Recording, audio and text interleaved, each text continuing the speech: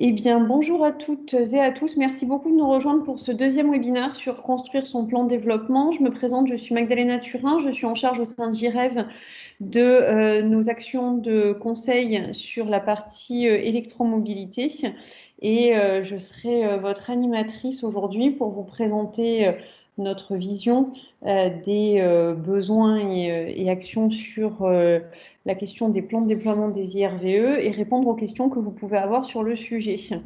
Nous commencerons par une présentation du contexte afin de rappeler les besoins des aménageurs sur la question des schémas directeurs et plans de déploiement des IRVE. Nous vous présenterons ensuite JREV et son rôle central au cœur de l'écosystème de la mobilité électrique, avant de vous présenter notre méthodologie, qui est la base de l'approche que nous avons construite pour vous accompagner sur la construction et le développement de plans de déploiement de vos IRVE. Donc tout d'abord, quel est le contexte aujourd'hui dans le cadre duquel nous évoluons? Tout d'abord, si on remonte un tout petit peu en 2018, le gouvernement et la plateforme de la filière automobile avaient signé le contrat stratégique de la filière automobile au mois de mai, qui définissait à ce moment-là les objectifs en termes d'infrastructures de recharge pour les véhicules électriques et hybrides. En mars dernier, c'est la DGEC qui a lancé des travaux autour des schémas de développement des infrastructures de recharge pour les véhicules électriques dans le cadre de la mise en œuvre de l'article 68 de la LOM, de la loi d'orientation de mobilité, qui avait été promulguée fin 2019. Et enfin, en mai 2020, ça a été l'annonce dans le plan de soutien au secteur automobile qui avait été présenté par le président de la République de l'engagement de l'État à déployer d'ici la fin de l'année 2021 100 000 points de recharge pour accompagner le développement de la mobilité électrique en France. Donc aujourd'hui, un certain nombre de facteurs dans ce contexte-là influent les plans des aménageurs, qu'il s'agisse des aménageurs publics, syndicats, municipalités et autres, ou des aménageurs privés qui déploient en propre ou pour le compte d'aménageurs publics. Il y a évidemment cette contrainte réglementaire que je viens de rappeler, mais il y a également d'autres facteurs à prendre en compte. Il peut s'agir à la fois des besoins de déploiement d'infrastructures de recharge de véhicules électriques sur les grands axes nationaux, également la prise en compte par chacun des aménageurs de ce que font les autres acteurs de l'écosystème, donc les plans des autres aménageurs, qu'ils soient publics ou privés, et bien évidemment des facteurs très transverses que sont à la fois les évolutions du parc de véhicules électriques en nombre de véhicules sur la route et des capacités de recharge, donc avec des batteries qui sont de plus en plus puissantes et qui ont des caractéristiques qui sont en évolution constante. Les spécificités sociodémographiques, les évolutions, les différents scénarios d'évolution sociodémographique sur les territoires sur lesquels les aménageurs sont actifs sont également à prendre en compte et à croiser avec les autres paramètres afin d'avoir une vision globale des données à prendre en compte pour construire un plan de déploiement d'IRVE. Alors, quels sont les objectifs d'un plan de déploiement des IRVE? Dans quelle logique doivent-ils être construits? Dans quelle logique doivent-ils être structurés et envisagés? L'objectif d'un plan de déploiement est d'assurer une offre de recharge qui soit à la fois suffisante, on a parlé des chiffres et de la prise en compte de l'évolution du parc, mais qui soit homogène pour à la fois le trafic local et le trafic de transit au sein des territoires. C'est pour cela qu'il est aussi important d'avoir des données qui soient très variées et qui soient aussi croisées de manière dynamique et transverse, puisqu'il faut intégrer ces deux données, la vie d'un territoire, les paramètres de configuration d'un territoire autour de la mobilité électrique, mais aussi les paramètres de transit. Donc, pour répondre à cet objectif-là, il y a plusieurs éléments à prendre en compte et le schéma directeur de déploiement d'un réseau doit prendre en compte à la fois le nombre de points à installer, c'est-à-dire comment est-ce qu'on atteint un ratio suffisant de nombre de points par véhicule par ratio de véhicules en circulation, mais également leur localisation, leur puissance et le type d'infrastructure qu'il faut installer pour répondre à la demande. Par ailleurs, en ce qui concerne les aménageurs publics, il y a également un élément qu'ils doivent prendre en compte, c'est la nécessité d'adresser la problématique des zones blanches, c'est-à-dire des zones qui ne sont pas peu ou mal couvertes en termes d'IRVE et en termes de mobilité électrique de manière générale. Il y a également dans le plan de déploiement la volonté de construire une vision stratégique et de définir, d'analyser quels seront les besoins en termes de mobilité aujourd'hui, mais également dans un horizon de temps à la fois court, moyen terme et long terme.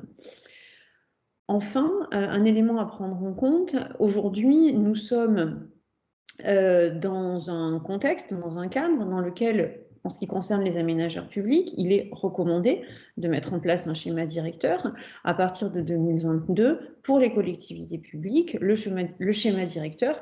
deviendra obligatoire pour bénéficier, dans le cadre du plan de financement des IRVE, des aides qui représentent jusqu'à 75% des coûts de raccordement au réseau électrique. Donc il y aura une problématique à partir de 2022 d'accès au financement qui sera conditionnée par la mise en œuvre et par la définition, pardon, la validation et la mise en œuvre d'un schéma directeur. Donc, de manière très globale, un schéma directeur, c'est une étude qui va permettre à un aménageur, public ou privé, de qualifier son besoin avant de passer un appel d'offres, à la fois sur la fourniture des infrastructures en elles-mêmes, mais également des décisions d'implantation, de leur installation et de leur exploitation. Sur la question du financement, j'ai parlé des mécanismes d'aide. Il y a également un élément important à prendre en compte,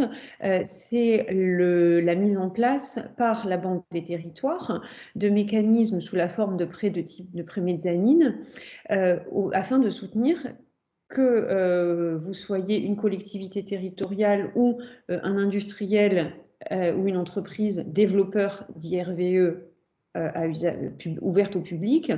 de modalités de financement pour développer l'équipement en borne de recharge de la voirie à des endroits clés des agglomérations et des communes rurales. Donc ce dispositif de financement est bien évidemment extrêmement intéressant pour les aménageurs, encore une fois qu'ils soient publics ou privés. Nous avons présenté sur le slide que vous avez sous les yeux les liens qui vous permettent d'avoir accès directement à la fois au formulaire de contact avec votre contact régional sur le site directement de la Banque des territoires et également au descriptif de la démarche que la Banque des territoires a mise en ligne également sur son site. Pour ce qui est du calendrier de financement, un point intéressant à noter est qu'il est pour les collectivités ou les acteurs qui auraient déjà lancé des appels d'offres sur la mise en œuvre de schémas directeurs, il reste possible de mobiliser, de demander un financement auprès de la Banque des territoires tant que l'appel d'offres n'a pas été attribué. Une fois que l'appel d'offres a été attribué, ce n'est plus possible, mais si l'appel d'offres a déjà été lancé mais pas encore attribué, il est encore possible pour vous de demander l'accès à ces financements-là auprès de la Banque des territoires, le financement pouvant représenter jusqu'à 80% du coût de l'étude.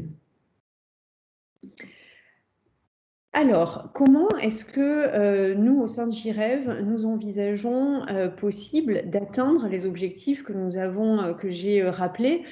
en termes de structuration d'un schéma directeur. Comme je le disais, ce qui est important de comprendre, c'est que la donnée est vraiment au cœur de l'élaboration d'un schéma directeur ou d'un plan de déploiement. La manière dont elle sera qualifiée, dont elle sera traitée, dont elle sera analysée, le volume et la qualité de la donnée qui sera prise en compte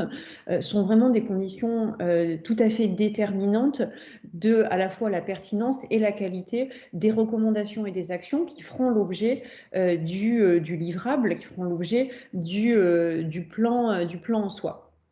Donc nous, la méthodologie que nous recommandons, les étapes que nous estimons pertinentes pour mettre en place un plan qui soit le plus complet et le plus transverse dans son approche possible, et de commencer bien évidemment par un recensement des infrastructures de recharge qui sont aujourd'hui en opération sur le territoire envisagé, et également que ce recensement inclut une analyse, une évaluation de l'état des bornes, de leur état de fonctionnement, etc. La deuxième étape qui nous semble nécessaire est d'évaluer en fonction de ce premier état des lieux les besoins d'installation, mais également les besoins de mise à niveau, de remplacement d'infrastructures existantes. C'est-à-dire qu'il n'y a pas uniquement l'aspect localisation et puissance de nouvelles bornes, mais il y a également évaluation des usages, prise en compte des usages, de manière à pouvoir déterminer si des infrastructures existantes doivent être mises à niveau, que ce soit en termes de puissance ou en termes de fonctionnement. Il est extrêmement important d'engager une démarche de concertation avec l'ensemble des acteurs des territoires. Quand on parle des acteurs des territoires, il y a bien évidemment la région, mais également les associations, comme des associations comme l'association d'utilisateurs des véhicules électriques, comme la cause. Il est également important d'avoir une concertation avec, si on parle d'un schéma directeur dans le cadre d'un département, avec les départements limitrophes pour comprendre ce qui va être fait sur les bordures du territoire, etc. Une fois que ces trois premières étapes ont été menées, on peut entrer dans la phase de définition d'une stratégie et d'un plan d'action qui va, en fonction des différentes actions à mener, intégrer des dimensions d'analyse économique, des dimensions de ressources, des dimensions bien évidemment d'achat, etc., etc. L'objectif d'un plan de déploiement est de s'inscrire dans la durée. La manière dont, dans la construction du plan de déploiement, seront envisagés de mettre en place des indicateurs de suivi, donc quels indicateurs on va suivre, comment est-ce qu'on va les suivre, est extrêmement importante. Donc il y a une cohérence en fait sur l'ensemble de la construction du plan entre les indicateurs qu'on choisit de regarder et qu'on choisit de croiser pour construire le plan de déploiement, et ensuite la manière dont on va décider de suivre ces indicateurs sur la durée pour pouvoir évaluer la pertinence du plan, dans la mesure où l'objectif étant que les plans qu'on va déterminer maintenant soient la base solide de la construction d'un réseau qu'on va être amené à bien évidemment continuer à évaluer et à améliorer d'année en année. Sur la question des indicateurs, c'est important d'avoir en tête les différents horizons de temps, puisqu'évidemment, on ne va pas suivre de la même manière les indicateurs de performance de la mise en œuvre du plan de déploiement de la même manière si on parle de l'horizon 2022-2025 et si on parle de l'horizon 2025-2035. Pour les aménageurs publics, il y a deux étapes supplémentaires à mener qui vont être la prise en compte de l'avis de l'État par rapport au schéma directeur qui sera proposé et également la publication d'un rapport public qui aura pour vocation de partager avec l'ensemble des parties prenantes ce qu'il a été décidé de mener comme action sur un territoire donné. Je vais passer à la présentation de JREV et à rôle que nous jouons au cœur à la fois de notre écosystème et sur le sujet plus spécifique dont nous parlons aujourd'hui, les plans de déploiement et les schémas directeurs sur les IRVE. Donc JREV, c'est une plateforme européenne d'intermédiation des services de recharge. Donc nous collectons un grand nombre de données, toutes les données qui relèvent de l'itinérance, des données d'itinérance des véhicules électriques. Donc nous avons accès à travers les données que nos clients délivrent, font transiter à travers notre plateforme, aux données descriptives des infrastructures, des IRVE, aux données descriptives des statuts également de disponibilité des infrastructures. Nous sommes également une place de marché dans laquelle les opérateurs d'infrastructures et les fournisseurs de services peuvent contracter entre eux. Nous assurons l'intermédiation des données entre les opérateurs et les fournisseurs des services et nous développons notre capacité et nos compétences d'analyse de l'ensemble de ces données de recharge qui transitent à travers notre plateforme. En termes d'historique, nous existons depuis 2013. Nous avions été créés par 5 actionnaires, Renault, la CNR, la Caisse des dépôts, EDF et Enedis. Et notre activité avait initialement commencé par la structuration d'une base de données sur les données d'itinérance. L'activité a été accélérée à partir de 2017 par le décret d'interopérabilité, depuis lequel l'ensemble des opérations d'itinérance sur le territoire national transitent par la plateforme JREV. J'ai beaucoup souligné l'importance de la donnée et de la qualification et de la structuration des données pour la construction d'un plan de déploiement d'IRVE. C'est un domaine sur lequel JREV a une compétence et une expertise, mais ce n'est pas le seul axe par lequel nous contribuons à notre écosystème, dans la mesure où nous sommes aussi un acteur important ou un acteur présent dans toutes les instances phares de la mobilité électrique en France, et nous contribuons à créer de l'intelligence autour des problématiques de l'électromobilité, que ce soit à travers notre participation à l'AVER ou à la FIREV. Nous contribuons à la réflexion sur le futur de l'itinérance, le futur de la mobilité électrique, y compris sur des problématiques de long terme comme la sécurité, la cybersécurité liée à l'opération des infrastructures. Alors aujourd'hui, ce qui nous donne notre force sur le marché français, c'est la profondeur de notre ancrage via la connexion d'un grand nombre d'opérateurs et de réseaux qui sont connectés à JREV et qui utilisent la plateforme JREV pour faire transiter l'ensemble de leurs données d'itinérance. Donc aujourd'hui, sur le territoire national, nous avons 25 000 points de recharge qui sont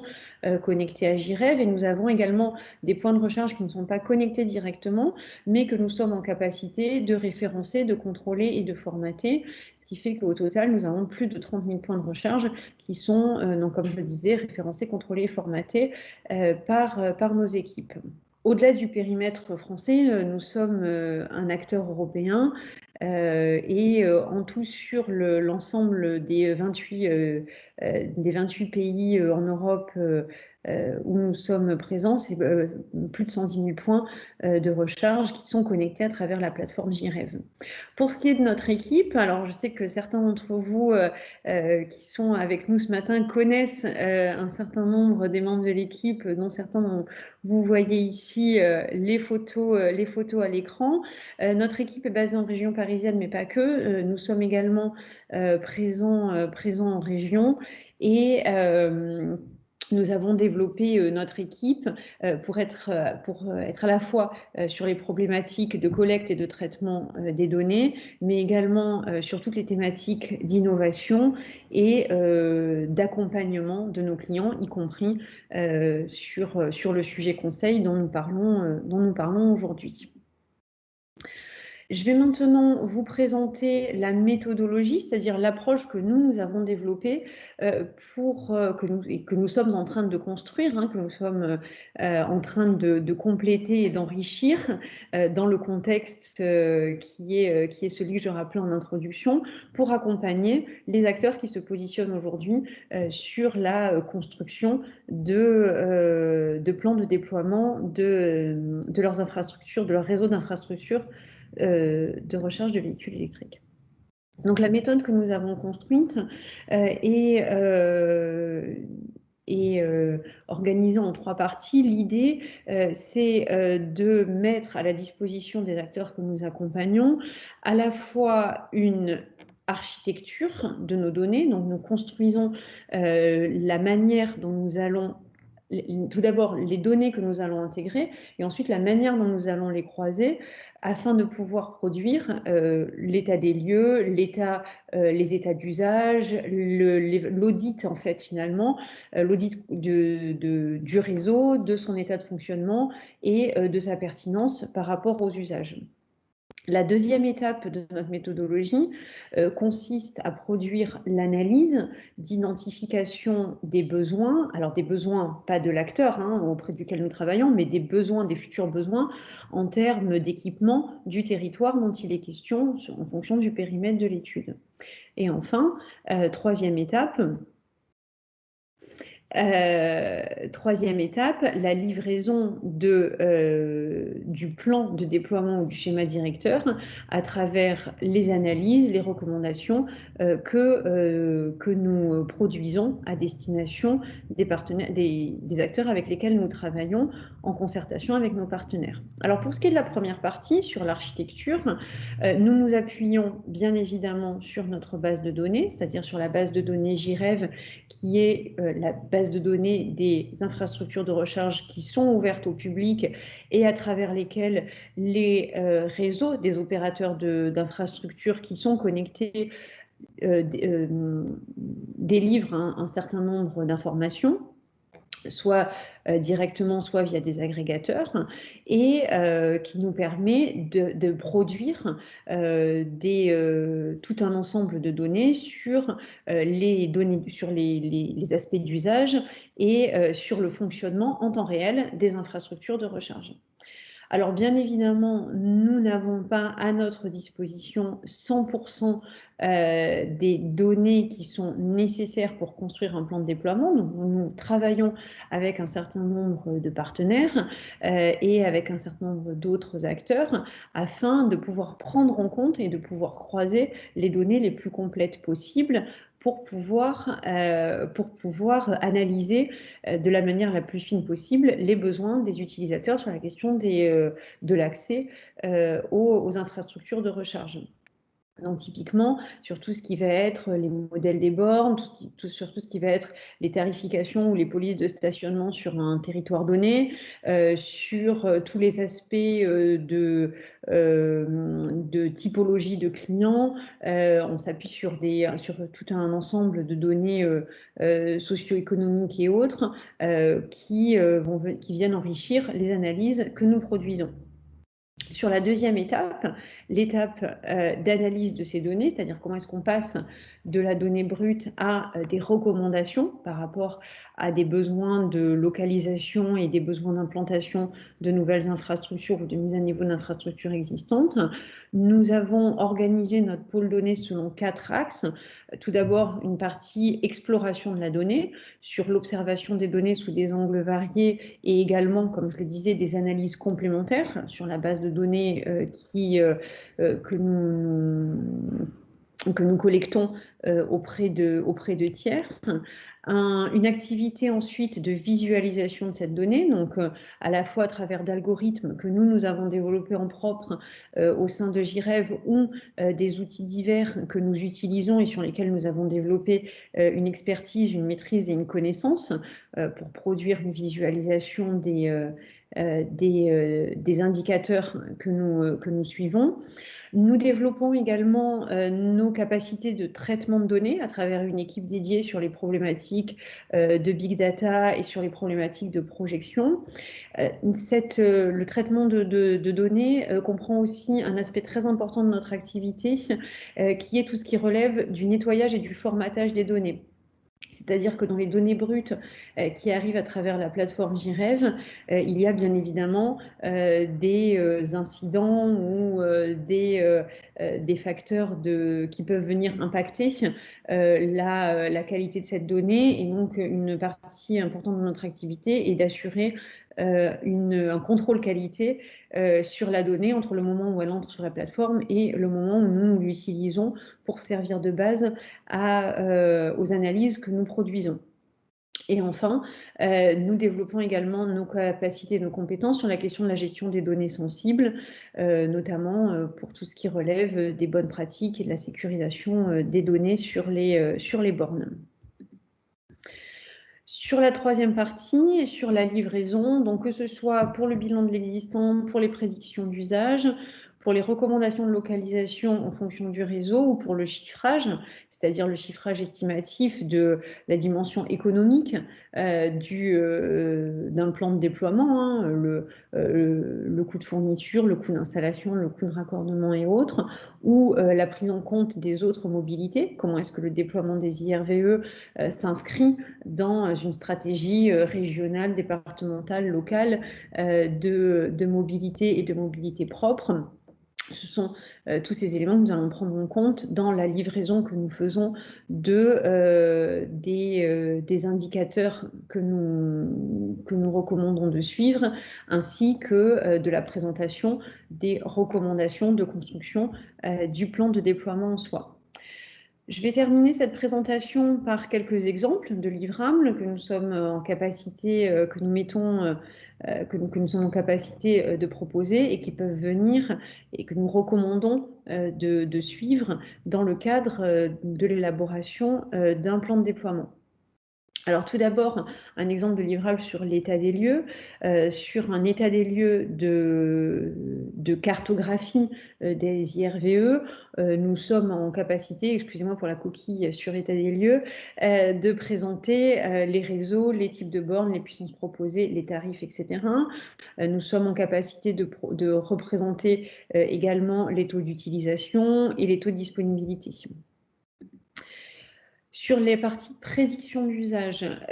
en intégrant à la fois les données sociodémographiques du territoire, mais également les prévisionnels de vente, on va être en capacité de représenter les identifications de besoins d'équipement, que ce soit sur du résidentiel, mais également en prenant en compte les équipements publics, centres urbains, etc. La prise en compte de tout ce qui va être zone d'activité, zone touristique ou zone de passage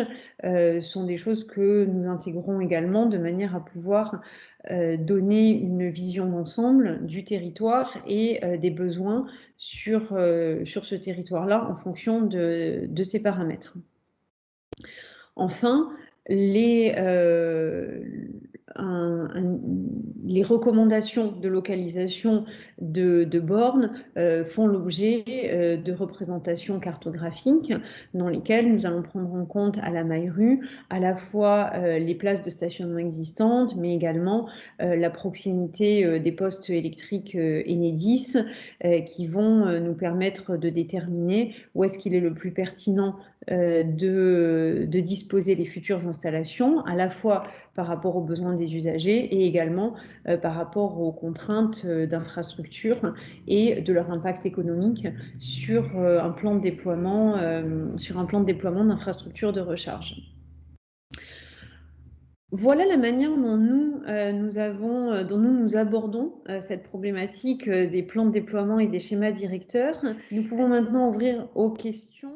Alors, il y avait eu un commentaire pendant la présentation effectivement de l'ACOS qui indiquait que l'ACOS France avait déjà travaillé avec plusieurs entités pour contribuer à l'élaboration de schémas directeurs et c'est fait effectivement partie des parties prenantes importantes avec lesquelles nous interagissons. Alors, je vais prendre une question transverse sur la localisation des IRVE prévues est-elle précise? Ce que je vais faire, c'est que je vais répéter les questions de manière à être sûr que tout le monde puisse y avoir accès. Donne-t-elle ensuite lieu à une estimation des coûts de déploiement, incluant le coût de raccordement? Alors, effectivement, dans le cadre d'un plan de déploiement ou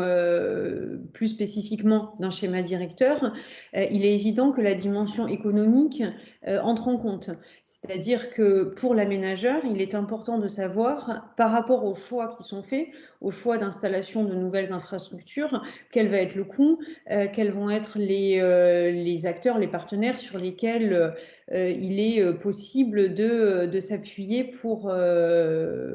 construire cela. Donc ça fait partie, le coût de raccordement fait partie des indicateurs qui sont pris en compte pour déterminer la pertinence des choix sur les schémas directeurs. Une question également sur la notion de taux de disponibilité. Comment définissez-vous la notion de taux de disponibilité des infrastructures? Alors, il y a deux aspects. Il y a un aspect statique qui est l'état de l'infrastructure, hein, c'est-à-dire est-ce que l'infrastructure fonctionne ou est-ce qu'elle est en panne?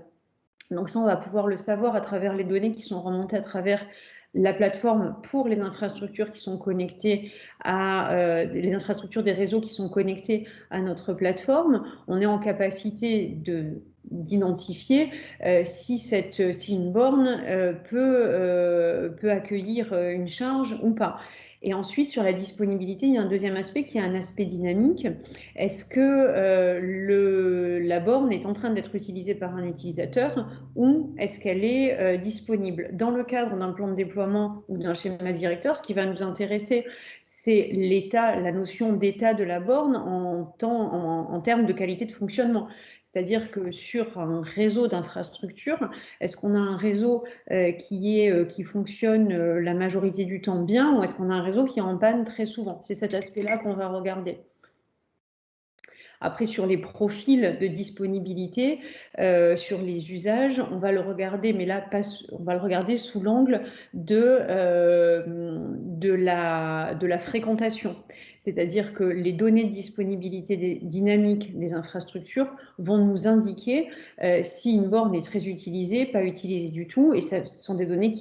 qu'on va intégrer dans l'analyse et dans la construction du plan de déploiement afin de pouvoir évaluer s'il y a des besoins d'ajout de capacité sur certaines zones ou au contraire si des zones sont déjà suffisamment desservies. Distinguez-vous les zones où l'installation des bornes relève... Alors excusez-moi, je vais lire la question. Distinguez-vous les zones où l'installation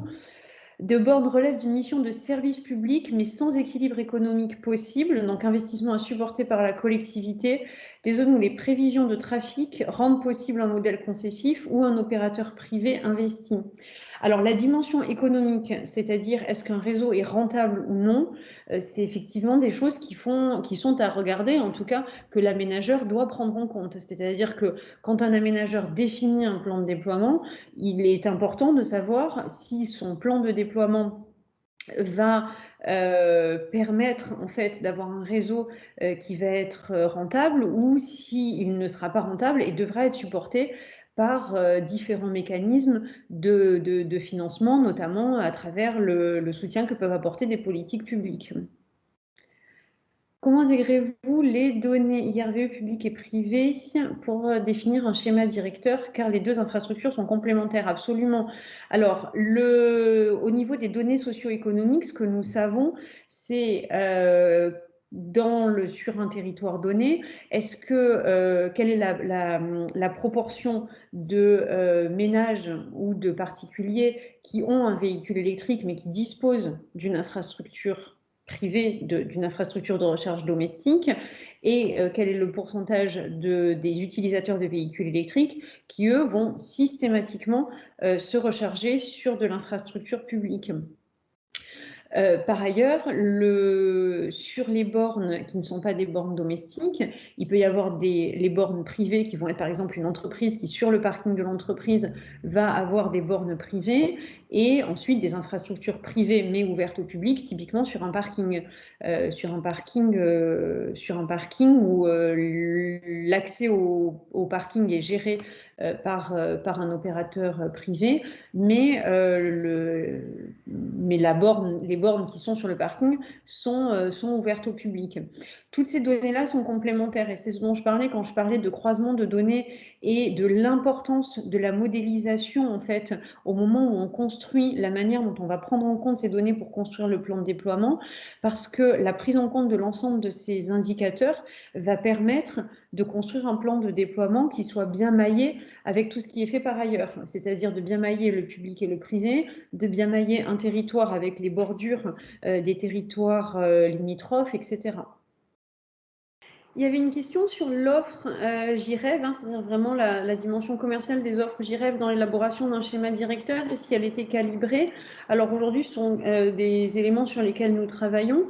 puisque nous nous positionnons sur l'accompagnement des collectivités pour la définition de leur schéma directeur et les ordres de grandeur vont dépendre en fait de la taille de la collectivité, de l'ambition aussi de la collectivité puisque dans la définition, dans la dimension stratégique de la définition du plan, il y a bien évidemment un aspect de concertation qui est extrêmement importante avec la collectivité en fonction des ambitions de la collectivité là-dessus. Donc ça, c'est des éléments sur lesquels on peut discuter au cas par cas en fonction du périmètre du schéma directeur. Par ailleurs, ça m'amène aussi à préciser un point. Le décret qui est en cours de préparation sur les schémas directeurs laisse quand même, alors d'autant plus puisqu'aujourd'hui on est sur l'ordre de la recommandation, mais laisse une marge de manœuvre aux collectivités sur ce que eux, sur la manière dont eux souhaitent finalement se lancer dans cette démarche. C'est-à-dire qu'une collectivité peut décider d'avoir une démarche qui soit extrêmement complète, extrêmement complexe aussi, en prenant en compte des éléments très importants, enfin des éléments très variés pour définir son plan de déploiement avec une vision stratégique à très long terme, avec une dimension économique qui soit très complète, ou au contraire, la collectivité peut décider de construire son schéma directeur pour répondre à des problématiques qui soient plus à moyen terme, avec une prise en compte d'un nombre d'indicateurs plus limité. Donc tous ces éléments-là vont impacter bien évidemment le périmètre de l'étude et donc la structuration et le budget associé à l'offre d'accompagnement que nous fournissons. Une question de Christopher sur les besoins des professionnels. Est-ce que les besoins des professionnels sont intégrés, par exemple, pouvoir recharger en journée en complément d'une recharge nocturne? Les débats sont autour des besoins des particuliers. Alors effectivement, ça rejoint un petit peu ce que je disais précédemment sur la granularité à laquelle on souhaite descendre, puisque en fonction j'ai envie de dire, de l'identité d'une zone, d'un territoire, c'est-à-dire en fonction de la manière dont une zone vit, et traversée par différents besoins, on va devoir prendre en compte ces aspects-là. La même question va se poser sur les zones touristiques ou qui vont avoir des usages qui vont être extrêmement différents en fonction de la saisonnalité. Donc ça, ce sont des éléments qui vont impacter bien évidemment le plan de déploiement parce que ce soit une station balnéaire, une station de ski, on va avoir des besoins qui vont être très importants mais sur des temps très courts de l'année. Donc comment est-ce que la collectivité décide, là on est sur dans le cadre d'une collectivité territoriale, comment est-ce que la collectivité territoriale décide de construire sa stratégie par rapport à ça?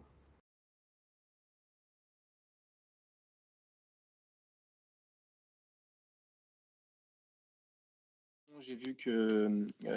la cause avait précisé sa question sur le décompte de ces points de recharge. Alors en effet, il y a une tendance ces derniers temps, on observe ça sur la plateforme data.gouv, qui n'est pas JREV,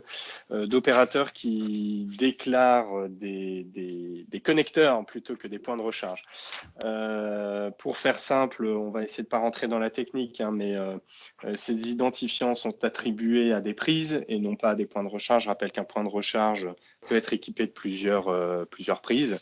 Le cas que vous mentionnez, par exemple, d'une borne rapide avec 3 connecteurs est déclaré par certains opérateurs comme 3 points de recharge au lieu d'un, puisque un point de recharge ne recharge qu'un seul véhicule. Donc dans notre base de données, nous sommes en mesure de référencer les deux, c'est-à-dire à la fois les identifiants qui sont déclarés au niveau des connecteurs et également de les rassembler au niveau d'un point de recharge pour réellement décompter les vrais points de recharge qui, au sens du décret IRVE de 2017. C'est par exemple pris en compte dans le baromètre qu'on publie avec l'AVER sur le décompte des points de recharge. On fait cet effort de dédoublonnage ou de détriplonnage pour annoncer réellement le nombre de points de recharge sur le territoire français. Et c'est également pris en compte dans nos analyses dans le cadre de schémas directeurs ou de plans de déploiement pour ne pas compter sur une localité le triple de nombre de points de recharge qui existent réellement. On peut revenir sur cela dans un point dédié, je pense, si vous le souhaitez. Il est temps de vous souhaiter à la fois un bon appétit et un bon après-midi. Un grand merci pour votre participation. J'espère que les éléments qu'on vous a présentés vous ont intéressé. Et encore une fois, nous sommes à votre disposition pour continuer les échanges sur ces sujets qui sont bien évidemment passionnants.